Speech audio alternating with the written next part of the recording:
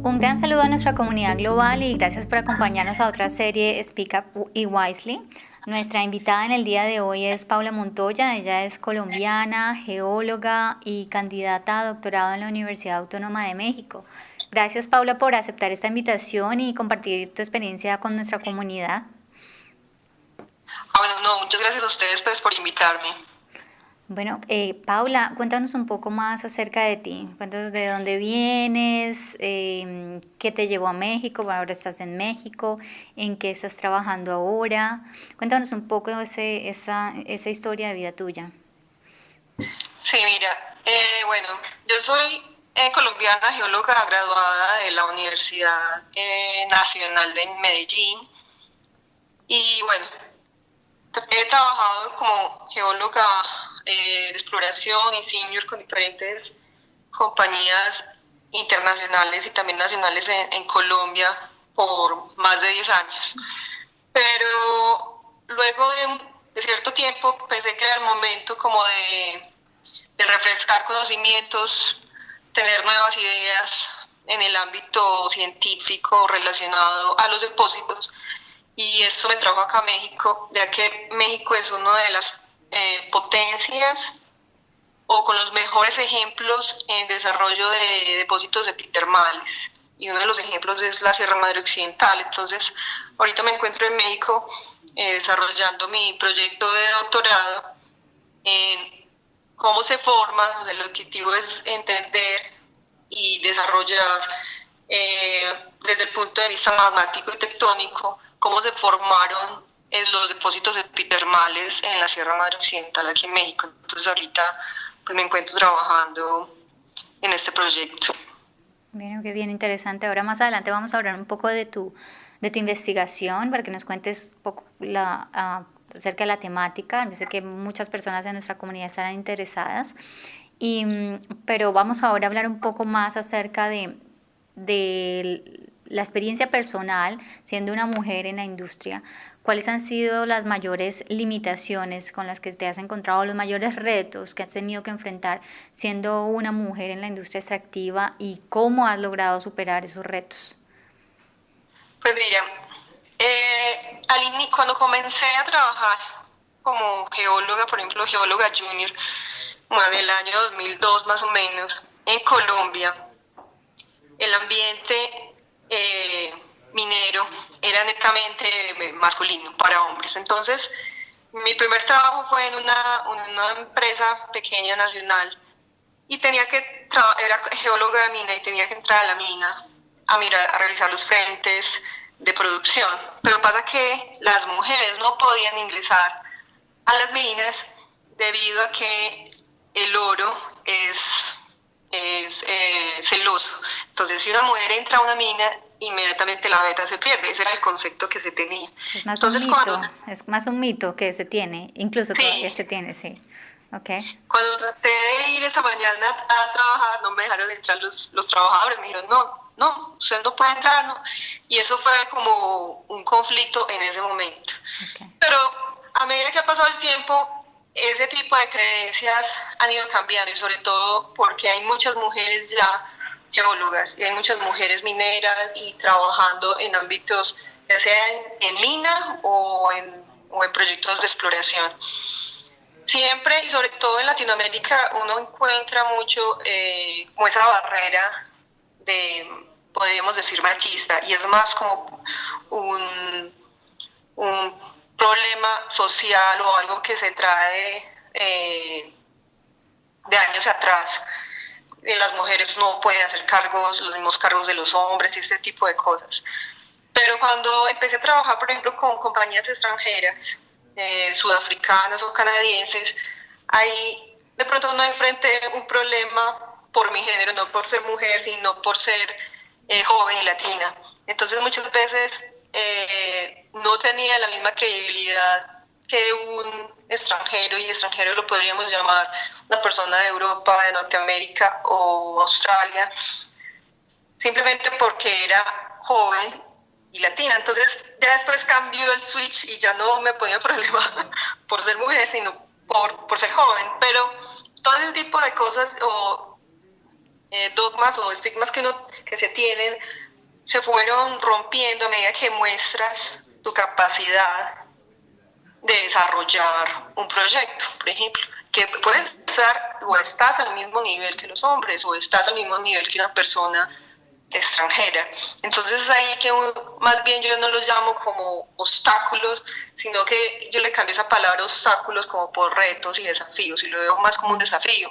Sí. Cuando tengo un problema o un desafío para, por ejemplo, aumentar o llegar a un cargo más alto o un nuevo reto que me entreguen, por ejemplo, y sea el manager de un nuevo proyecto, lo veo más como el desafío de llegar ahí y no como el obstáculo que no puedo alcanzar. En el momento que uno usa o pone en su mente la palabra obstáculo, se vuelve una palabra negativa y eso te hace, en el inconsciente, te hace retroceder más. Entonces yo creo que hay que cambiar como esa palabra obstáculo por desafío y de esa manera sí puedes avanzar. Y eso es lo que me ha ayudado a mí realmente, porque sí me ha ido muy bien en mi carrera. Bueno, qué afortunada es la historia, nada más una historia muy de éxito, ¿no? Antes de decidir entrar de hacer una carrera como la geología, tú de pronto, por tus compañeros o por personas en la industria, sabías a los retos quizás a los que te ibas a enfrentar. ¿Qué te llevó o qué te motivó más bien a entrar a hacer una carrera poco convencional pues para las mujeres? ¿Cuál fue la mayor motivación, Paula? Cuéntanos. ¿Por qué geología? Sí, mira, de hecho cuando salí de la preparatoria o secundaria, pasa que, no sabía bien qué estudiar y no quería un cargo administrativo o estar todo el tiempo en una oficina y seguir como un horario de 8 a 12 y de 12 a 6. Quería algo diferente. Entonces un día una amiga me dijo, ven, yo te explico qué estoy estudiando y de pronto te gusta. Y pasa que ella se empezó a estudiar geología en la Universidad Nacional de Medellín. Me explicó lo que era y me dijo, mira, aquí básicamente lo que hacemos es estudiar cómo funciona el planeta Tierra, por qué se dan los volcanes, por qué hay ciclones o movimientos de la Tierra, cómo se forman las montañas y ese tipo de cosas. Eso me gustó. Entonces desde ese momento yo dije, quiero ser geóloga. Me gustaría estudiar el comportamiento como tal de la Tierra, pero la Tierra hablando de como de esa capa de humo hacia abajo, ¿cierto? La roca dura. ¿Por qué hay continentes? Porque hay un mar, porque hay unas montañas. Entonces yo estudié geología más por un hobby y por entender un procesos naturales, y no lo pensé nunca en qué voy a trabajar, o nunca pensé en la minería, por ejemplo. De hecho, cuando empecé a estudiar, quería volcanes y quería ser volcanóloga, pero en Medellín esa especialización no estaba. Entonces, con el tiempo, la fui eliminando como de mis prioridades, y pasa que en el último semestre salió la línea de profundización sobre geología económica. Sí. Y la idea de la geología económica era buscar yacimientos, ¿cierto? Ir a campo, entender la roca, hacer análisis de laboratorio, interpretarlos y ver si en esas zonas había depósitos o no. Entonces, esa idea me gustó y me enfoqué en la geología económica, y hasta entonces sigo trabajando en yacimientos y en el tema de geología económica. Me parece muy emocionante y yo trabajo más, y mi trabajo es realmente también mi hobby. Yo creo que eso es lo que más lo motiva a uno a seguir adelante. Esa es como la idea o mi historia, mi corta historia. Bueno, es bien interesante, ¿no? Que, bueno, has sido muy afortunada también en la carrera que has tenido, y pues ha sido una carrera muy exitosa. Hay mujeres que para quienes realmente no han tenido tanto éxito en campos no convencionales, como por ejemplo la minería, la geología. ¿Tú por qué crees que tú has sido exitosa en tu carrera y otras mujeres que no pueden alcanzar, no encuentran un desafío, un reto y simplemente se quedan allí, retroceden o cambian incluso de carrera. Yo he conocido muchas geólogas que ahora están trabajando en recursos humanos, por ejemplo, ¿sí? Que es un campo totalmente diferente. Entonces, ¿qué crees qué es eso que tú tienes que te hace diferente de otras mujeres que han desistido de seguir una carrera como la tuya? Bueno, yo creo que lo primero es la pasión. Yo le meto demasiada pasión a lo que hago. Entonces, yo puedo trabajar horas y horas sin ningún problema. Empiezo a trabajar, mi día puede empezar a las 6 de la mañana y puede terminar a las 2 de la mañana o 12 de la noche y no tengo ningún problema como con ese estilo de vida. También porque me gusta mucho estar en campo, también me gusta el trabajo de oficina, pero para interpretar todo lo que he encontrado en campo. Entonces yo creo que la parte primordial, o lo que yo digo, la carrera me ha ayudado, o he sido exitosa, mi carrera es por la pasión que hago las cosas, le meto mucha pasión a lo que hago. Y eso me lleva a escalar, ya sea posiciones que estoy en una compañía, o ahorita en el doctorado también me ha ido muy bien. Pienso que a otras mujeres no les ha ido tan bien porque también para uno tener, por ejemplo, una carrera tan exitosa, uno tiene que dejar, o de pronto no dejar, pero de pronto yo me he olvidado mucho de mi parte personal. Entonces, cuando estaba, por ejemplo, con Anglo, yo me la pasaba viajando por el mundo. Y estuve en Australia, conozco la mayoría de países en Sudamérica, Norteamérica, Sudáfrica. Y el estar viajando y viviendo en cada país 2, 3, 4 años, lleva a que la vida familiar se pierde un poco. Entonces, puede que para otras mujeres el enfoque no sea tanto la carrera, sino que el enfoque sea más la familia. Entonces, en el momento que tu enfoque es más la familia y tú quieras empezar, la compañía, por ejemplo, te invita a viajar a otros lados o irte a estudiar a otro país, pues ahí ya lo tendrías que pensar 2 veces, no me quiero ir porque tengo que dejar a mi esposo, tengo que dejar a mis hijos, tengo que dejar mi núcleo familiar, mis amigos, no sé. Entonces ese puede ser uno, como el enfoque que le des a tu vida, ¿cierto? De pronto un enfoque más familiar o un enfoque más profesional. Aunque no digo que los dos no se puedan tener, también puede, la idea es llegar a un balance, pero de pronto yo le hago un enfoque mucho más profesional y hago mis cosas con mucha más pasión. Y de pronto las otras mujeres no le meten tanta pasión al asunto de la carrera. Sin embargo, también lo que he visto es que cuando eres geóloga o estudias geología, independiente si eres hombre o mujer, casi siempre que hablas con un geólogo, habla con muchísima pasión y le interesa mucho conocer y el saber y el aprender y estarse actualizando. Entonces, yo creo que la primera cosa para que quieras ser geólogo es que la geología sea como tu pasión y la geología sea tu hobby. Sí. Y eso es lo que lo lleva a uno a avanzar. Pero hay que tener mucho cuidado de no olvidarse como de esos núcleos familiares porque te va a traer un desbalance en la vida. Entonces yo creo que por eso hay otras personas que prefieren tener de pronto trabajos más citadinos, por decirlo así, y quedarse y desarrollar también sus núcleos familiares.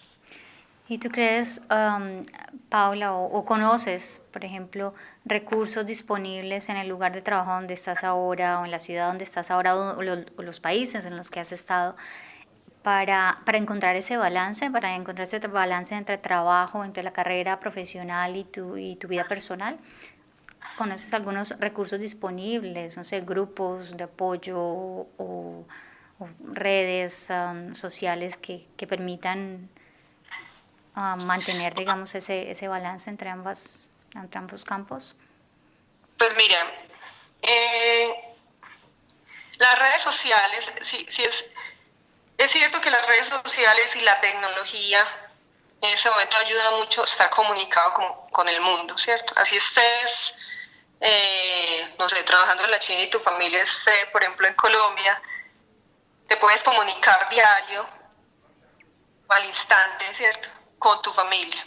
Pero no es lo mismo estar enviando un mensaje de texto o hacer una llamada que estar realmente con tu familia y sentir el calor o el ambiente familiar. Eso te lo digo porque yo, por ejemplo, estuve casada 15 años y mientras que estuve viajando por todos lados, estaba casada y viajé y me viajaba de nuevo a Colombia, me encontraba con mi esposo y volvía y viajaba. Mi esposo también era pues geólogo y él también viajaba, o sea, los dos viajábamos a diferentes zonas y nos encontrábamos en Colombia 8 o 10 días y volvíamos y nos íbamos. Y llega un momento en que si no hay esa conexión diaria, darse de pronto un abrazo o estar ahí siempre, yo creo que las relaciones se van debilitando. Y finalmente hace un año y medio más o menos me separé. Y eso bueno, eso también es como un desbalance en la vida. También uno tiende a refugiarse más como en el ambiente profesional. Entonces, aunque la sociedad o la ciudad o el ambiente de trabajo te da muchas ventajas para estar conectado con tu familia, no es lo mismo que uno viva con la persona 100%. Es ahí donde, por ejemplo, las empresas muchas veces contratan a las parejas.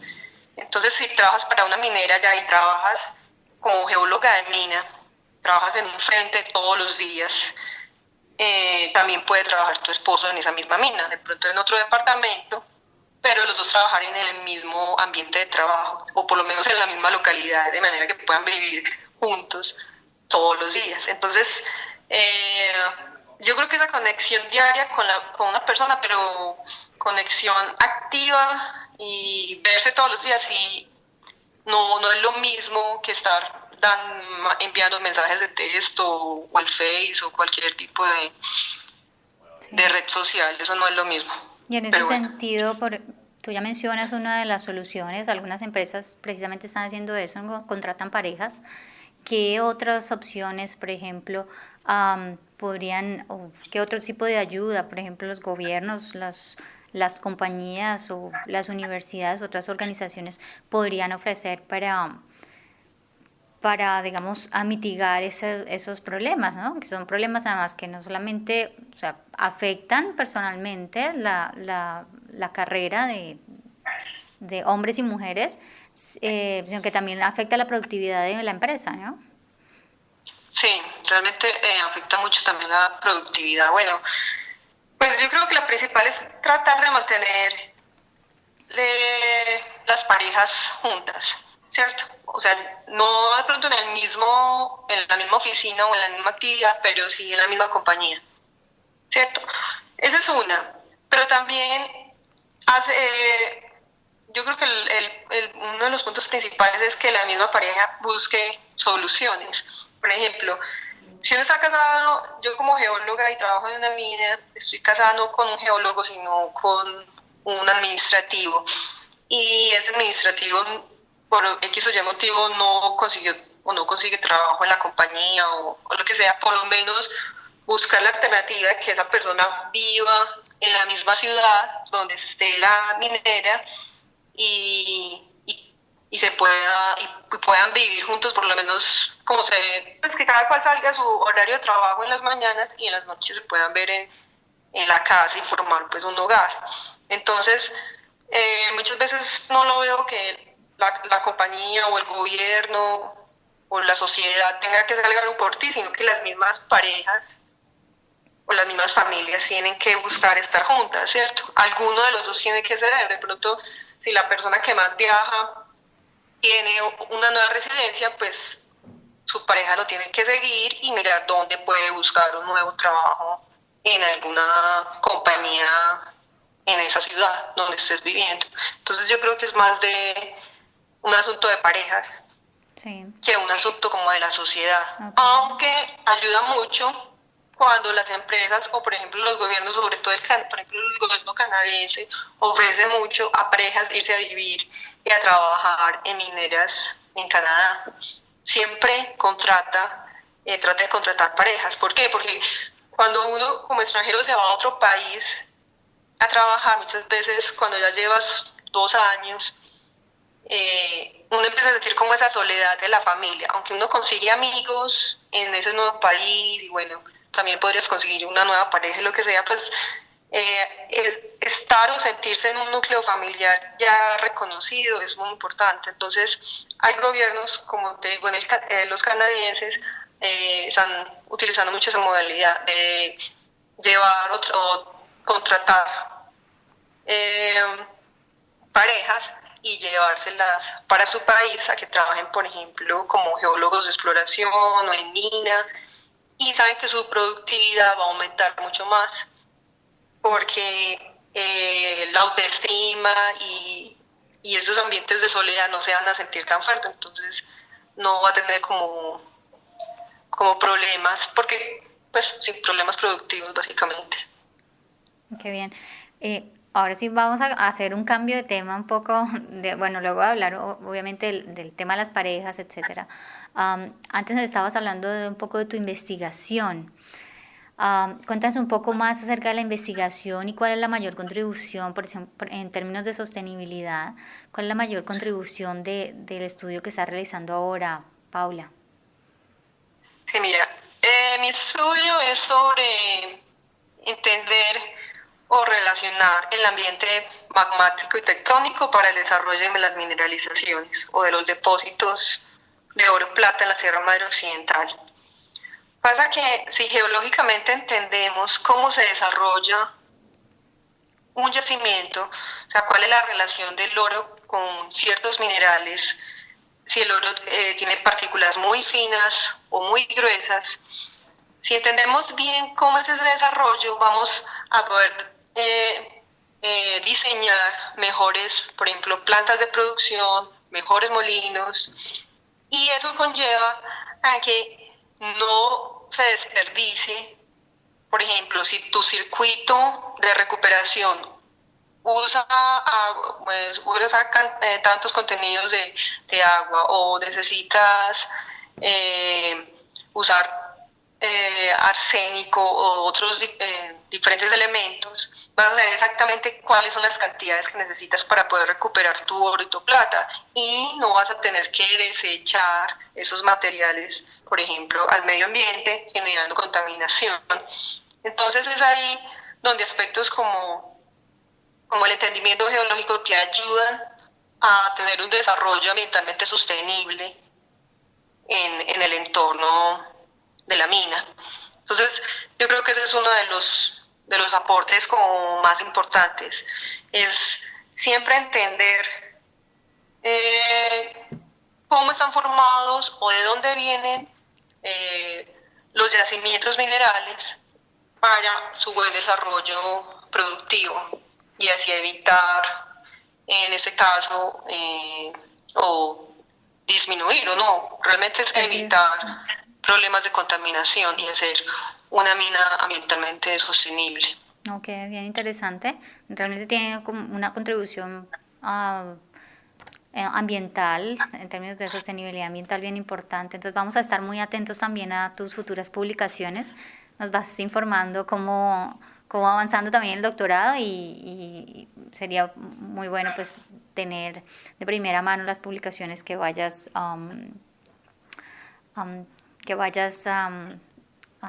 desarrollando a partir del doctorado. Ya finalmente la parte en esta serie del día de hoy vamos a hablar un poco más de empoderamiento de las mujeres. Paula, ¿cuál es una palabra para empoderar mujeres? ¿Tu palabra favorita? Sería tenacidad. Ok. Y si tuvieras que escoger otra profesión que no fuera la tuya, ¿cuál sería? Bueno, eso es difícil porque la geología me encanta, pero yo creo que el derecho. Sí. Ok. Bien interesante, ¿no? La conexión entre Sí. la geología y el derecho. Y, Sí. y finalmente, Ese pero como un derecho penal, ese me gustaría. bien interesante. Una geóloga con especialización en derecho penal. Sería bien interesante esa combinación. Y finalmente, nos puedes regalar a la comunidad y a nuestra audiencia un consejo a todas las mujeres que quieren seguir una carrera como la tuya. Tú has caminado, tienes un camino y una experiencia, un bagaje muy importante para todas esas mujeres. Em, ¿Cuál es la mayor recomendación que tú les das de corazón a Paula para todas estas mujeres que te están escuchando? Bueno, mi recomendación es entender o visualizar cuál es tu prioridad en la vida, ¿cierto?